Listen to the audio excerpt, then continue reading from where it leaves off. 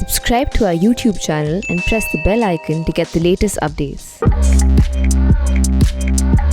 I'm with Manish Sabharwal of T-Blees Services, perhaps India's largest vocational training platform with over 200,000 employees. Manish, welcome to The Print. Thanks, Jyoti.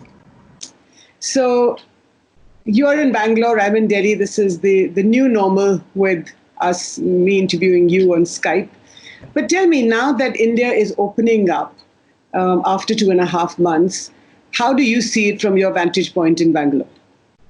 I mean, we've been in office for 3 weeks, right? So we are all in the same storm, but we're not in the same boat. I mean, essentially, It's a nice way of putting it. an enterprise perspective, how much debt you have, how much client concentration you have, what region is your regional focus. I think the one-size-fits-all lockdown had outlived its usefulness. I mean, I think that it is appropriate or was appropriate for 15 days, 20 days, 30 days, but a country like ours just can't sustain that. And so, companies are rivers, they are not ponds. I mean, shareholders don't pay salaries, customers do. And if customers are forced on strike, then we have to rethink how many of our enterprises can handle that. So I think that we will not know the real pain. Frankly, it is unmodelable. You don't understand the real pain yet? No, I don't think anybody does because, supply chains don't follow red, green, amber. Distribution chains don't follow red, green, amber. And we actually don't know whether people will be frugal or whether they will be hedonistic when this is done. Are they going to say, my God, I have to save for a rainy day? Or are they going to say, I want to live for today? I think in different crises, people have reacted differently. I think employers will react very differently because many of them have really depleted whatever little reserves they had. I mean, the reality is that you can beat up banks, but this is not a crisis of liquidity. It's a crisis of solvency. And so I know people are trying to beat up banks saying, why are you lending 8.5 lakh crores to RBI every night, which they're doing in the reverse repo. But banks are not in the business of providing solvency. They are in the business of, they have lending powers. They don't have spending powers. So it's important to sort of recognize that something like this, where customers are forced on strike, where everybody is at home, is unmodelable. So I think that we need another month of the lockdown to be lifted for the pain to be crystallized. And frankly, right now making unemployment calculations, I saw one of 120 million or whatever. I mean, that's like saying that on Sunday afternoon, 75% of people are unemployed. I mean, your office is closed, right? People can't go to work. So I think unemployment may be the wrong metric in a lockdown. Unemployment will be the right metric after the lockdown is lifted. No, but you're saying you've been working for the last 3 weeks. And listen, I have to ask you these questions. I mean, millions of migrants have gone home. I'm sure some of your workers have gone to their native villages or to their towns. So, how do you bring them back? And we'll talk about the so two parts to this crisis as I look at it. One is the workers themselves and one is from the employer's point of view. So let's talk about the workers. Well, I mean, there are 70 million interstate migrants, plus minus a few million. 40 million of them are dependents, 30 million are in the labor force. Out of that 30 million, my estimate, and people can doubt it, is between 3 and 4 million have gone back. So out of a labor force of 500 million, 3 to 4 million is important, but it doesn't move the needle.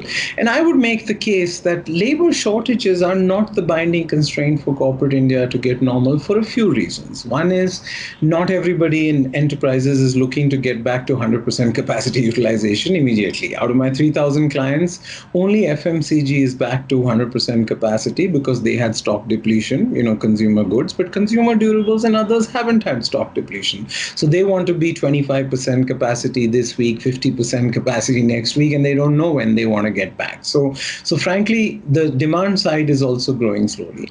Second is, I think it's very understandable, the homing instinct when you're sitting at home and when there's no work. But once you have an option to go home and there is work, a lot of people who are sitting at the fence are not going home because a small wage premium has emerged in many cities. In Bangalore, if you're willing to join as a customer service, sales, or logistics employee today, we'll give you a 20% wage premium over the 20,000 which we would get. per month. So I think that the wage premium combined with things opening up. And second, this whole notion of they're scarred. I mean, P.G. Woodhouse once said, a cat who sat on a hot stove will not sit on a cold stove again.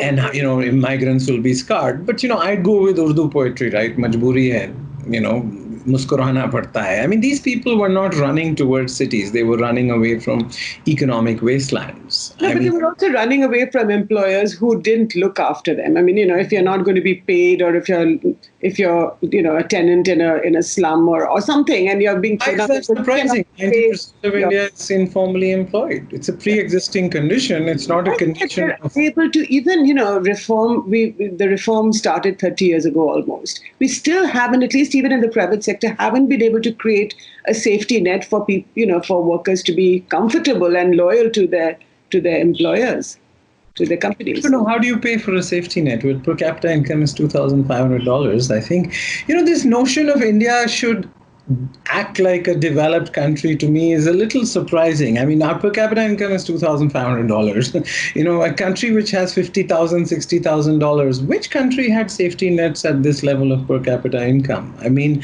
you don't compare a country with $50,000 per capita income to a country with $2,500 in terms of surpluses. So I don't think India's, say, welfare state lacks intention. It lacks resources. Even not the state. I'm talking about the private sector. Why is it that they were not able to retain? Private sector. There are 63 million enterprises in India. 12 million don't have an office. 12 million work from home. Only 12 million are registered for GST. Only 1 million pay social security. There are only 19,500 companies in India with a paid-up capital of more than 10 crores.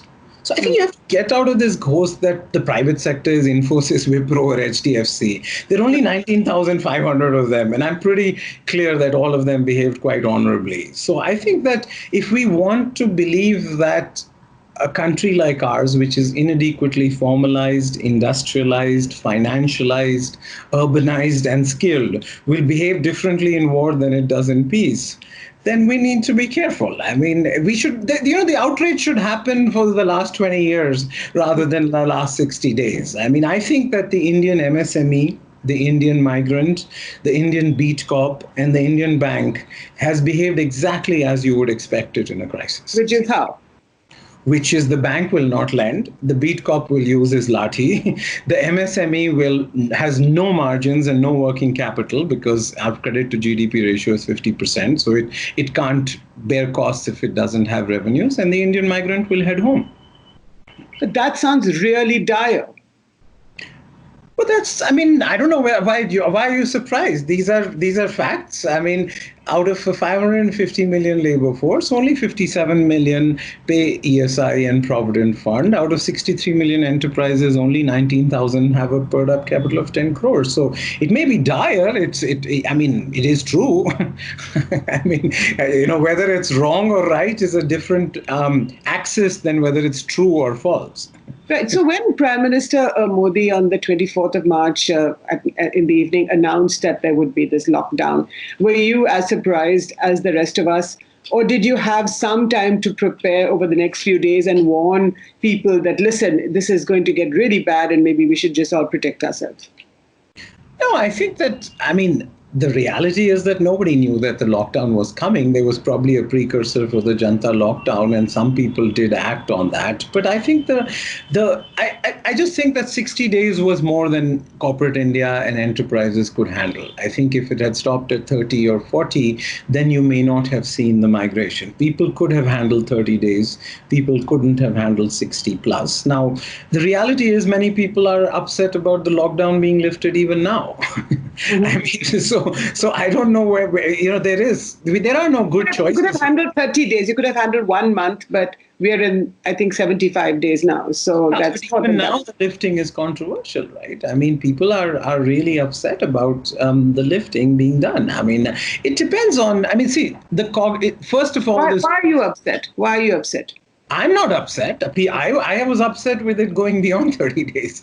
I mean, I felt that, a country like India, a lockdown like this, we can never eliminate risk. We have to manage risk and mitigate risk. I'm an entrepreneur. I mean, there's the reality is that a 30-day lockdown was a precaution because, virus-stricken New York with a per capita income of $93,000 could not handle itself. So maybe, there was some caution in this. But I think, epidemiologists turned out to be like economists. They can't agree with themselves. They can't agree with what they said yesterday. And so just like war is too important to be left to generals and education is too important to be left to teachers, I think that the lockdown is not a purely medical condition. It is also an economic decision. It's a political decision. It's a social decision. And while 30 days migrants could have handled, people like us can handle longer lockdowns. I am purely looking at it from the perspective of MSMEs and migrants, which are the two caught in the crossfire of the lockdown. It's big companies are not caught in the crossfire. But Manish, how is it a political decision? The Prime Minister takes a decision based on what he believes.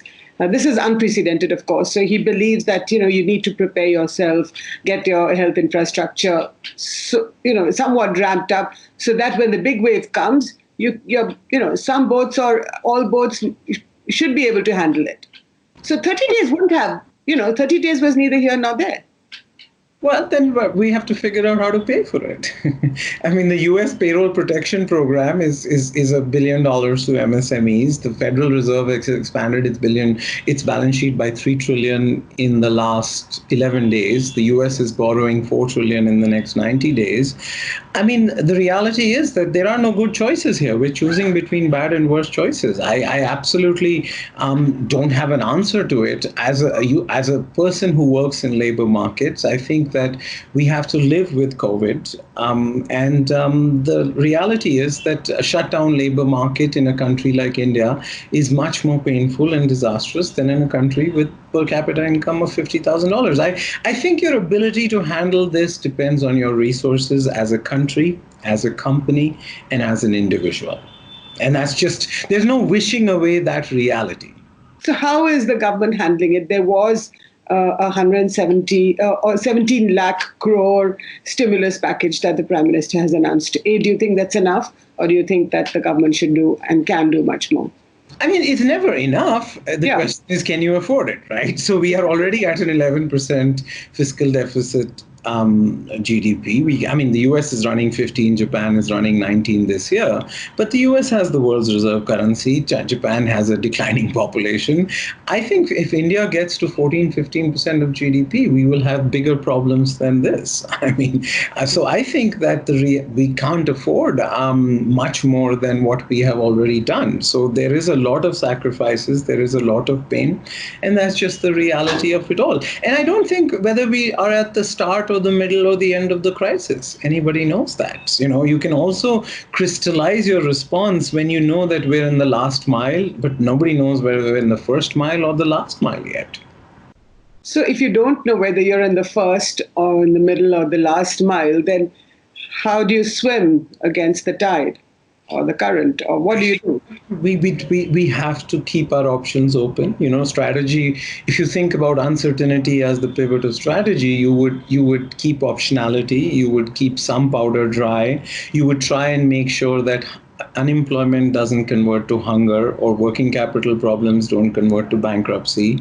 And the order of priority would be poor people, then small companies, then big companies, and then banks. And we're still, sometimes I feel people have got the order wrong. It will be the vulnerable, it will be small companies, then it'll be big companies, and then it'll be banks. And so I think we don't have resources to save everybody and everything. So I think that we're doing our best. Should we steal from our grandchildren and borrow 10 lakh crores? I don't think so, because we don't know where we are yet. So the notion that we will generate resources in a crisis like that, India's per capita, the biggest thing that COVID has done for at least the country, which I've always known because of my labor market vantage point, is that per capita GDP matters more than GDP for citizens. We are fourth in GDP. We are 130 38 countries are ahead of us in per capita GDP. So it's nice to only have China, US. I mean, we crossed UK in 2019.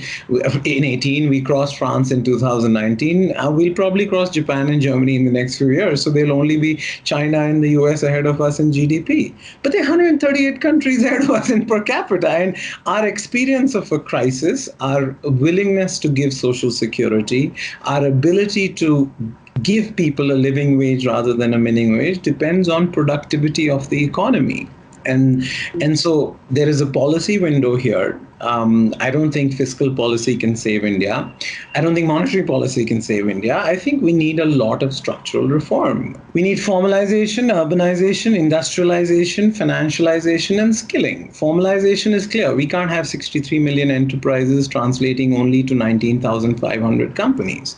In fact, we don't need 63 million enterprises. The US economy is 8 times our size, and it only has 22 million enterprises. So formalization, formal enterprises have behaved more honorably, and because they can. They have access to money, they have access to equity, and they have access to debt. And that brings you to financialization. India's credit to GDP ratio is only 50%. It should be 100%, not China's 300%. But we've only had 94 banks in India since 1947. We should have 200 banks. So financialization is key. Urbanization, we only have 52 cities in India with more than 1 million people. China has 375. We have 6 lakh villages. 2 lakh of those have less than 200 people. So you can't take jobs to people, you have to take people to jobs. But we also have to do good urbanization. I live in Bangalore, the average taxi travels at 8 kilometers an hour. And most people can walk that fast. So the productivity of the city is getting lost. But, New York's GDP is equal to Russia. With 6% of the people and 0.00005% of the land. So cities are engines of economic activity. We're not going to be able to take jobs to people. We have to take people to jobs. So urbanization being done the right way. And frankly, industrialization, not as manufacturing, but 45% of our labor force working on farms generates 14% of our GDP. So the only way to help farmers is to have less of them. So we need massive non-farm job creation. So one is skilling. I mean, I wanted to ask. Skilling starts with school. 265 lakh kids take the class 10th exam every year. 105 lakh fail. 160 lakh kids take the class 12th exam every year. 80 lakh fail. Of 80 lakh who pass, 50 lakh go to college and 30 lakh disappear. And only 45% of our kids are left in government schools. Only 8% of kids in Japan go to private school. Only 15% in the US go to private school. So if anything should be free in a country, it's got to be schools at quality. So I think that that's why I started off by saying that, the pre-existing conditions of our ease of doing business, of our education systems, of our banks are all stuff that has been pending and known for 20 years, maybe 40. Basically, India's labor is handicapped without capital, and our capital is handicapped without labor. So you have to fix that problem. You had already said that uncertainty is the pivot of your strategy. What does that mean? Well, essentially, we have to keep our options open right now. I think that when international travel will be restored, when international investors will be circling back to emerging markets, will the home bias among international investors increase? Or will India be one of the few places in the world where growth is left? I mean, we are really attractive to international investors if we get our act together. I think this is India's opportunity. So we must use this policy window to do some of the structural reform. We can't get it done immediately, but at least signal our intentions that we will make India a fertile habitat for job creation. The China factory refugees are actively looking at India. China's brand is damaged. China's wages are up. And obviously the trade war is hurting them. So I think that India there's that racist comment about India doesn't change for a better option. She changes when you have no option. And, we have no option after COVID. I really think that the pain will be in India will be unlike anything we saw in 2008 in the financial crisis or even before that. Because what do you think will happen? You say unlike anything that you've seen before? Or a large number of MSMEs and small companies will disappear. They won't be living dead. They will disappear because they can't handle 3 or 4 months of zero revenues. These are rivers. They are not ponds, and they don't have shareholders. They essentially live hand to mouth. So the lack of financialization of the Indian economy means many of these MSMEs do not have access to working capital, have no access to formal sources of financing on which you can draw upon. I mean, I'm a listed company. I have banks are willing to give me money. Even if I have to take a haircut, at least my liquidity problem is not becoming a solvency problem. But in small MSMEs, there's no difference between the two. So what percentage of MSMEs would you say will? Oh, it's hard to say, but maybe that was overdue anyway. The US, as I said, the US economy is 8 times our size. It only has 24 million enterprises. We don't need 63 million enterprises. In fact, the two shock absorbers of India's labor market, farm employment and self-employment, which really were not self-employment, right? They were self-exploitation. Right. There was this idiot Russian economist who convinced Nehru that small farms are viable because you don't have to pay yourself a salary, your spouse a salary, and your kids a salary, and you don't have to pay rent. Now, most Kirana stores are self-exploiting, and there's a lot of So I think that Indian youth are tired of self-exploiting. So some of the unrest you also see are people not willing to self-exploit, which I think is this rocket fuel which will engender change, or is it petrol that'll burn down the house? We'll have to see. But my sense is the rising aspirations of kids, the overall recognition that we can get this done. At least the younger people think about their futures very differently than the earlier generation did for various reasons. The aspirations are now, you can't put this toothpaste back in the tube. So it would be horrible of me to say I've been waiting for something like COVID, but I've been waiting for something to people to recognize that, India is really poor and we don't have to be. It's not cultural. Our plumbing is screwed up. If we fix our plumbing, if we fix our labor market plumbing, if we fix our bank plumbing, if we do civil service reform, because that political plumbing. Political plumbing. I mean, I think that we are at the cusp where everything you want, what to do, right? I mean, we've known for a long time. You could change the date on the Kothari Committee report of 1968 and not go wrong in higher education. You could change the date on, Rustamji report of 1979 and not go wrong with police reforms. In fact, Apprenticeship Act reform was the 20th point in Indira Gandhi's 20-point program in 1975. Now, if we only have 5 lakh apprentices. If we had the same proportion as Germany, we would have 15 million apprentices by now. So I think that the human tragedy that COVID is, it also makes us realize that we really have to, get our act together, because you can't borrow your way to Social Security. Monetary policy is not useful for Social Security. The only Social Security India can afford is job creation. So I think that in my mind, it would be horrible to say COVID is anything other than a human tragedy. But I think it will be the catalyst that will force India to get rid of a lot of the regulatory cholesterol and do some of the difficult decisions, because there is a lot of real pain going to come after the lockdown is lifted. And nobody really has solutions. There's nobody being sort of immoral or being stingy here. We genuinely don't have the resources to underwrite 1.3 billion people from CSR or borrowing money. We have to get job creation going. Right, Manish, on this dire note, thank you so much for speaking to The Print.